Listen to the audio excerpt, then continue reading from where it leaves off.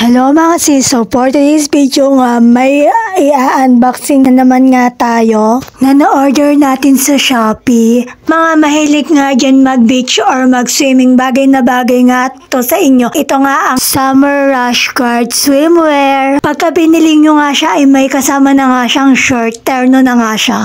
At dahil favorite natin ang pink, kaya nga pink ang pinili natin. Tapos sa pinaka-blouse niya nga na long sleeve ay may nakasulat pang summer vibes. Yan nga yung parang shirt niya at yan naman yung parang blouse niya na long sleeve. Pagkatapos nga nating i-unboxing ay dali-dali na nating sinukat kung fit ba siya, maluwag or sakto lang sa atin. Dahil nga tayo yung magsusukat ay tatakpan muna natin ang camera. Syempre bawal makita yung katawan natin, bawal yun. At yan na nga yung sinukat nga natin siya, hindi masikip, hindi maluwag, saktong-sakto lang sa atin. At dahil malapit na nga ang summer ay dali-dali na tayong umorder at nag-check out para pag may outing kami ay maisusuot na nga ako. At kung nagustuhan nyo nga to, ilalagay ko na lang ang link dyan sa Yellow Basket.